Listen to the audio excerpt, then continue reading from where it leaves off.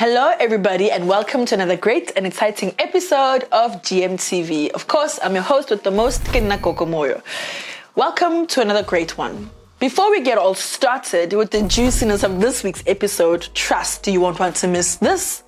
Make sure that you're part of our growing community and subscribe and hit the notification bell so that you don't miss out on any of our coming up videos. Thank you so much for supporting me through my Dragonfly season.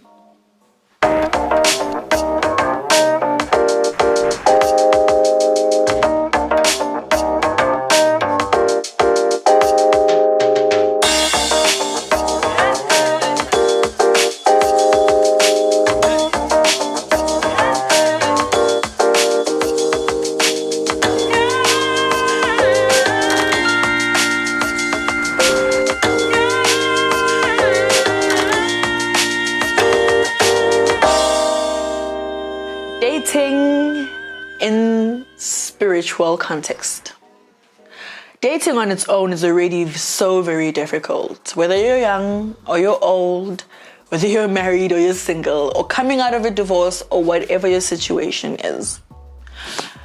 Especially in this day and age where a lot of boundaries are crossed, where people would even date people that are unavailable and committed into their other relationships. Social media has brought it so much closer to us that we can talk about it anytime we want. We can have a whole affair based on social media and only meet whenever we need to do the D or whatever the case may be.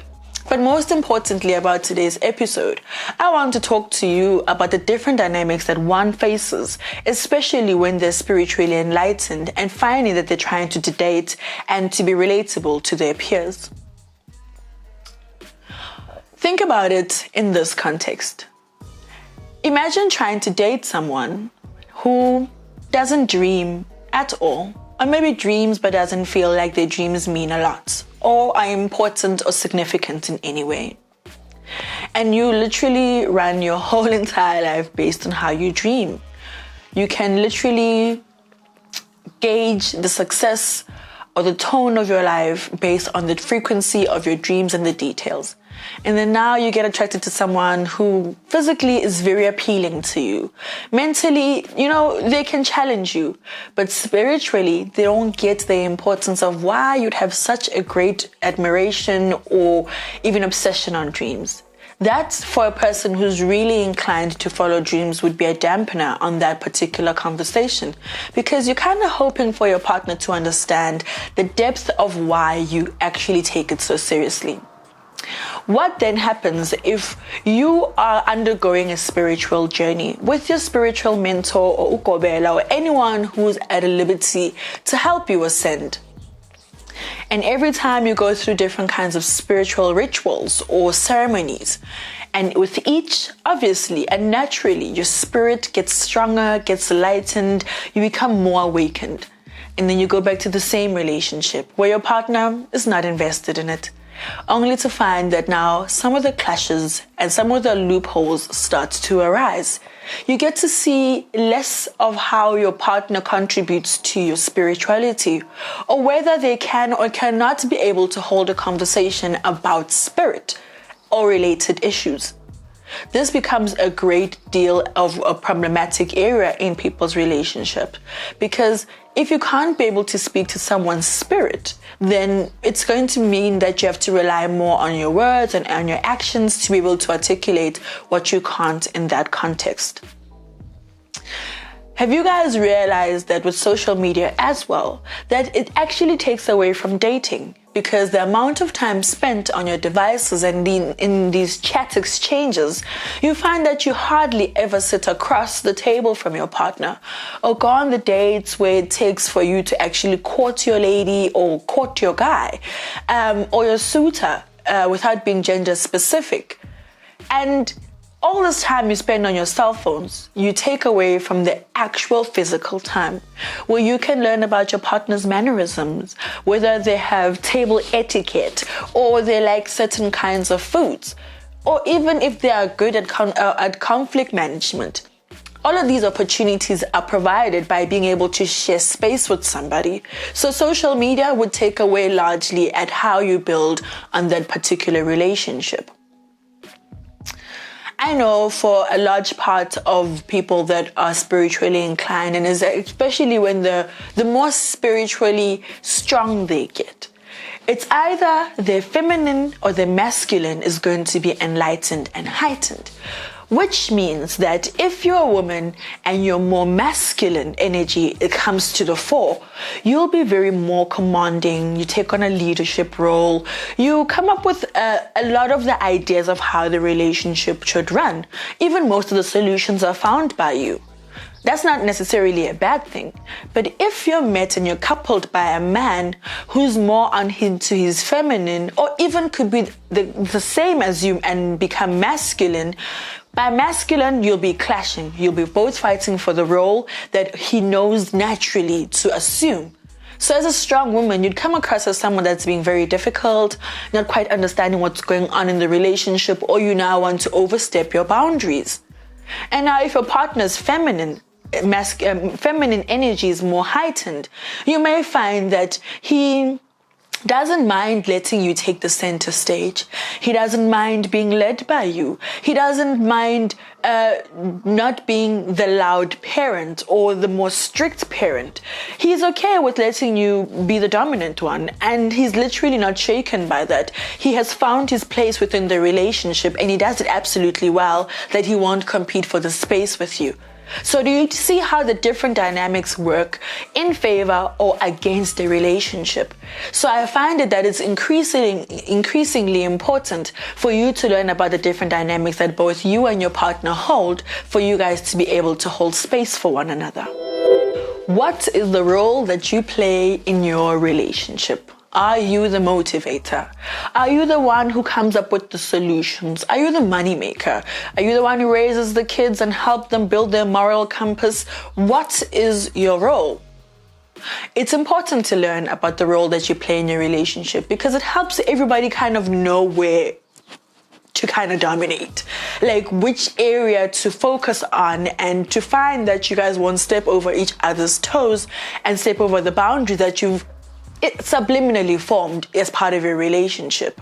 The reason why I'm talking about the different roles in a relationship is because once you're able to identify that, then you are going to be more in the role that you have chosen or you have found yourself to be in.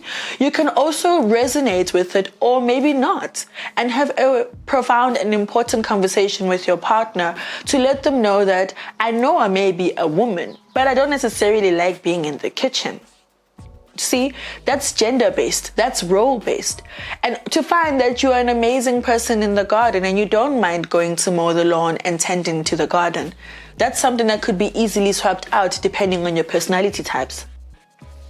Then there comes to rigidity in a relationship, where someone feels like they're all grown and they come from whatever experiences that they've been through, and they now are attracted to you, they want to start a new relationship with you, but they're not quite as open to being fluid or change or to compromise on some of the characteristics or behavioral qualities that they have that contribute to the relationship.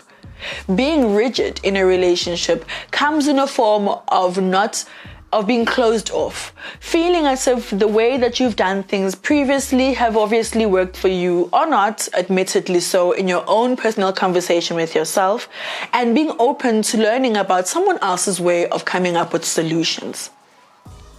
The more we are able to interchange and be fluid in our relationships, the easier it is for us to actually learn the most intimate parts of our partners, because those speak to vulnerability. And if you're going to be rigid, that means that you're not quite ready to fall over and be vulnerable and open to your partner to discuss whatever challenge arises in your relationship. Guys, do you know that there's a lot of people that are in relationships that they're not supposed to be in? You probably are one of them. I know I was. I've been in a few relationships that just never spoke to my spirit.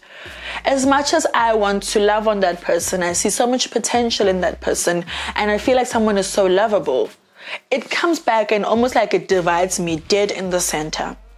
There's Gogo, the compassionate one, the one that wants to help a person journey through their life and get spiritual enlightenment every chance they get.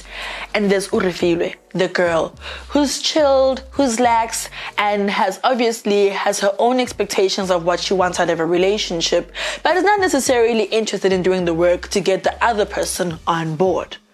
So you find that as a gifted person, you have the massive contrast of never actually being able to identify, are you getting into a relationship it coming from a messiah mode, mindset where you want to come and fix things for people and fix a person to realize their best potential, to get a good job, to be more enlightened. Literally, you are creating a project out of this person whom you claim to love and are in a relationship with. Do you see the dynamics that come at 4? So imagine if Urifilwe has no interest in wanting to build a person. Obviously, no person is found cookie cut into size, all the dimensions, all the features, all the bells and whistles as you'd like them to be, right? You do the work. Much like understanding that everybody is on a journey. It may not be spiritual, but everybody has a certain level of reference that they guide themselves against, that I'm a different person, I've grown, I handle my issues a lot more differently than I did before. There's some kind of gauge mechanism that each person has. It might not always be spiritual. But when you find that yours is leaning more towards the spiritual side than just seeing if your moral compass is in check, you may find that sometimes you are unable to speak to or relate to your partner. Another dynamic that I could bring into this conversation is also understanding that as a gifted person, you may have a male ancestor who's more dominant. Let's say utwasile or enlightened, and you now know how to use your 7 chakra points, and you're enlightened, and you definitely know how to use your kundalini energy. For that kind of person, when they let their ancestors use them and be in conversation with them, or if I'm trying to heal, I'll step back as Urifilwe, I'll surrender to the process, I'll allow my ancestor to come forth, and I'll allow them to use my body, my consciousness to be able to administer the healing.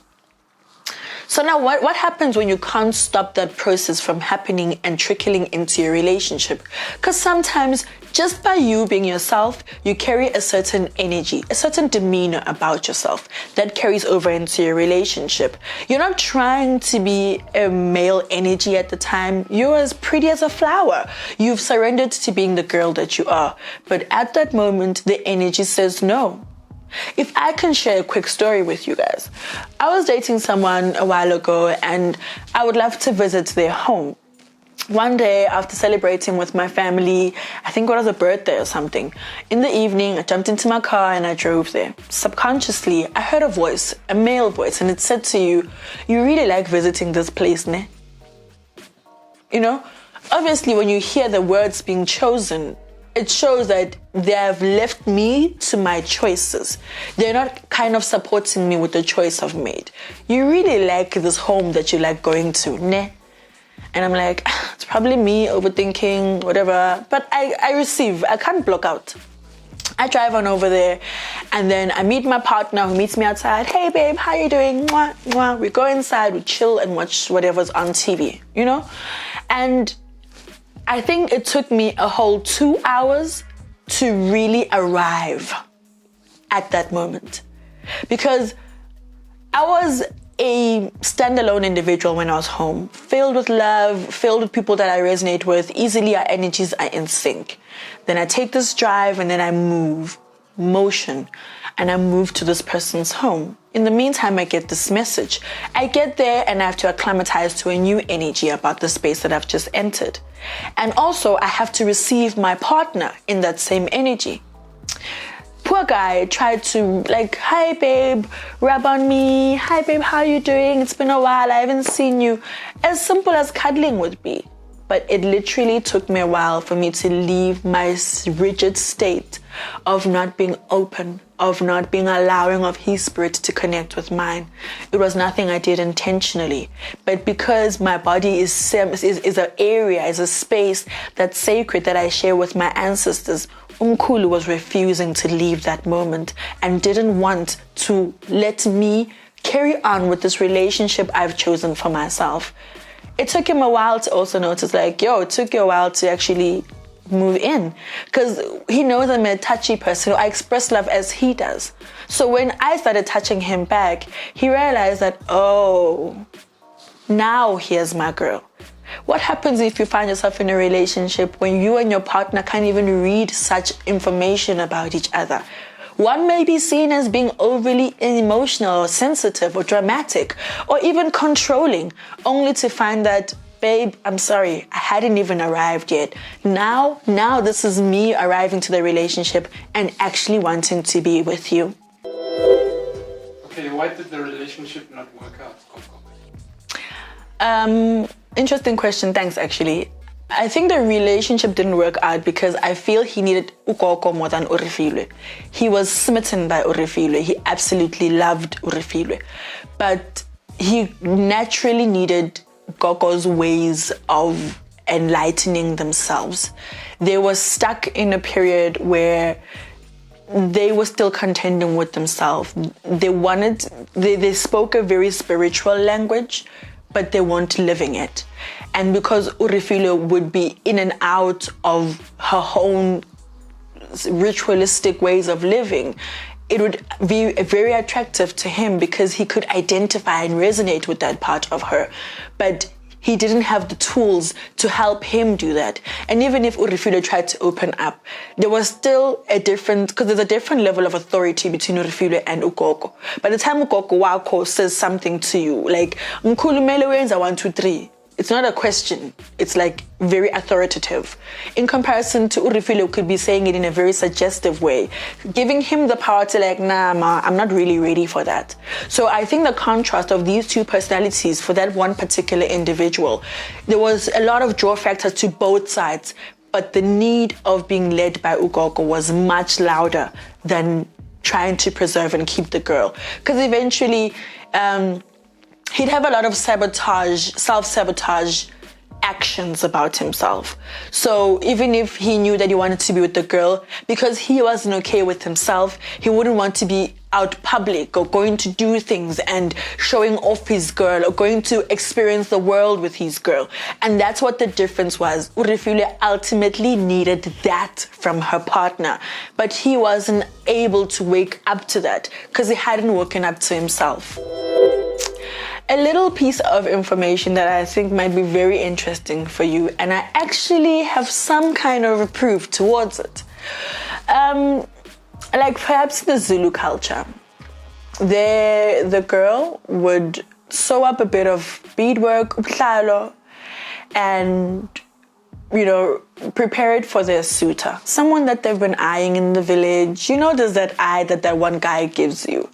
And you start identifying each other like that. Now, all of a sudden, he's going to herd his cattle down the part of the river where you are, washing clothes or fetching water.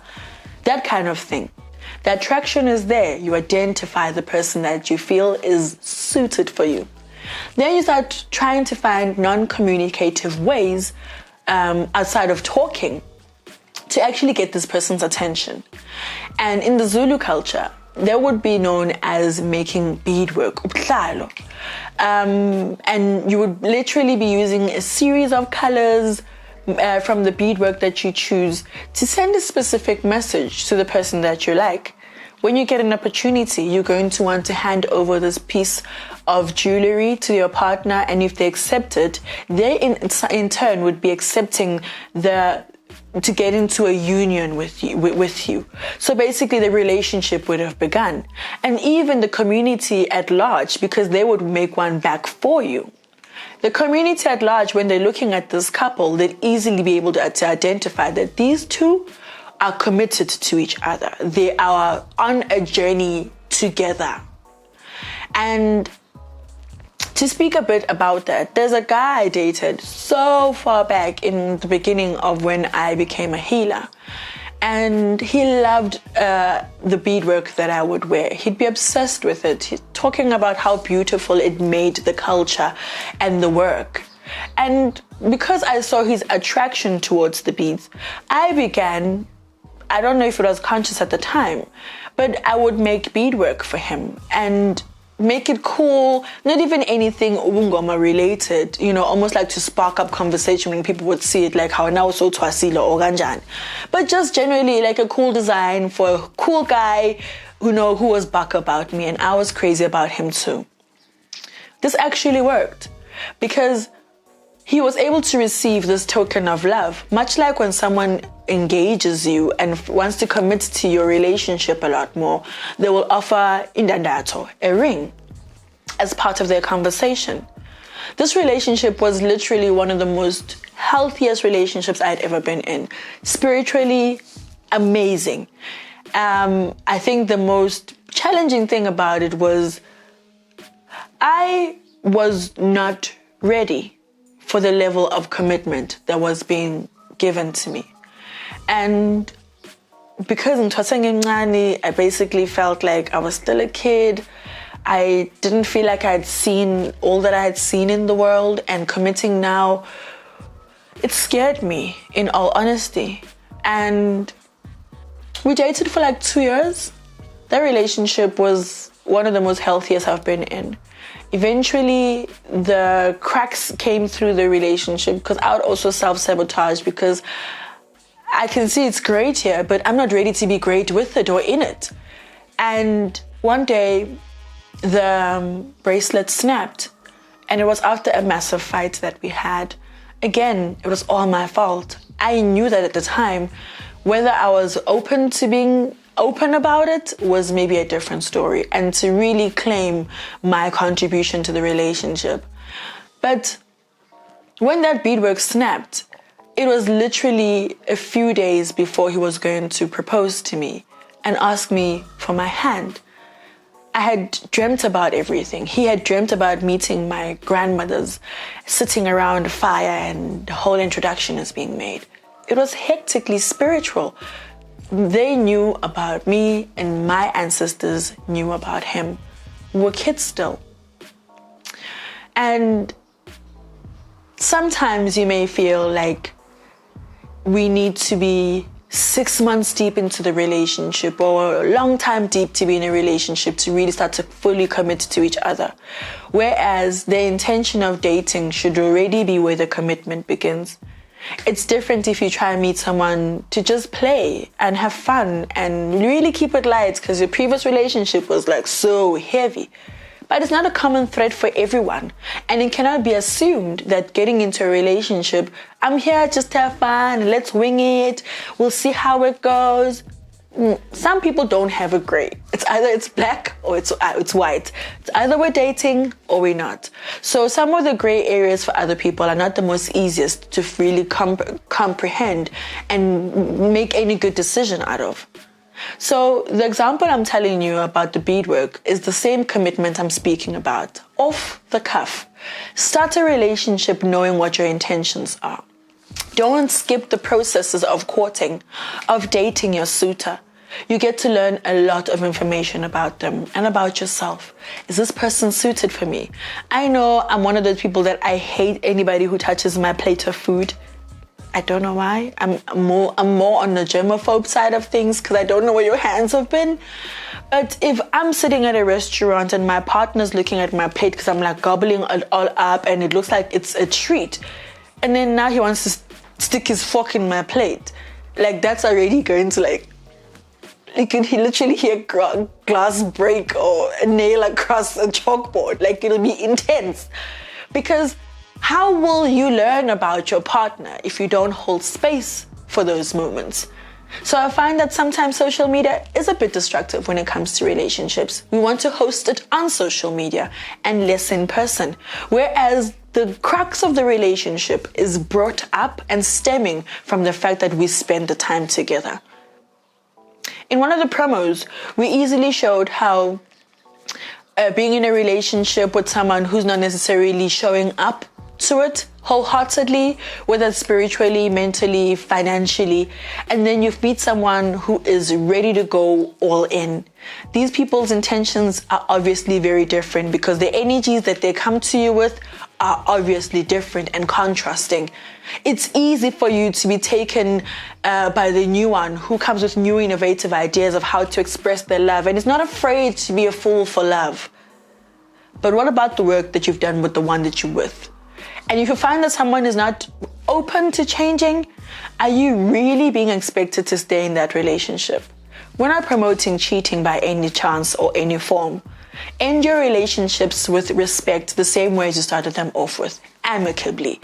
But don't stay in relationships that no longer are able to grow your spirit. Imagine if you keep on wanting to ascend and love the process of being spiritual and you keep doing the work time and time again. You start yoga, you meditate, you chase waterfalls, whatever it is that you do that speaks to the ultimate depth of your spirituality. Yet you'd come home to a person who's okay not moving off the couch. If they're okay, that's cool. And it doesn't impact you negatively, that's cool. But the chances of you guys carrying on the same steam in the beginning are very slim when it goes to the end, or even when you guys get comfortable with each other. So relationships are important to keep alive, much as you keep your spirituality in tune and attuned to your ancestors and your work.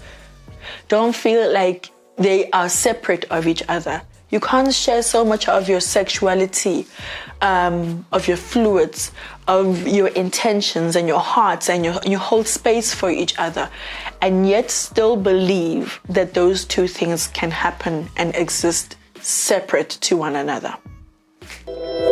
In closing, I'd like to remind everybody that everyone is on some kind of journey, whether it's spiritual or it's just generic to life. So I would like to encourage you to not lose your patience. If you can help someone become a better version of themselves, which is ultimately some of the goals that we have when getting into a relationship, wanting to grow with them and literally make the most beautiful family with them, understand that they also process things differently. It's different if you propose and they decline and they don't want to hear of it. But for as long as they're willing to try, allow yourself to be patient enough to grow with them. If you find that someone is lagging just way too far, then perhaps you need to reevaluate your relationship and stop dragging it out a lot longer than it needs to, because ultimately you started vibrating on a low frequency. You can't be able to do your work. You can't be able to progress in life because somehow people forget that anything that has to do with the matters of the heart can literally mess up every other area of your life. Even if I come on set and I've got a script and I feel like I know exactly what I'm going to say, if I have a fight with my boyfriend the night before, it will certainly be seen in the amount of energy levels I have when I speak to you. If I had just been crying a few seconds before, if you know the person that you're dealing with, you will know that they're affected. So without us going along affecting each other negatively in our lives, whether it's school, study, or it's work, let's be conscious enough to know that the way we are towards them is affecting them, and the way they are towards us is affecting us, ultimately asking us, are we holding the right relationship for each other? Relationships are not only just romantic, so don't just stay in that field just because it looks familiar. Sometimes you might be sent to come uplift the person, help them identify the goddess or the king in them, not necessarily to date them, and then you misinterpret that language. Once you find that the right channel and how to help the other person, detach from one and stick to the one that you're seeing the best result come out of. Because you run a risk of both hurting each other and being a negative energy force towards each other, whereas it was never intended in the first place. Thank you for tuning in to another great and exciting episode of GMTV, and that was my conversation to you about dating spiritually and finding love. Thokozani.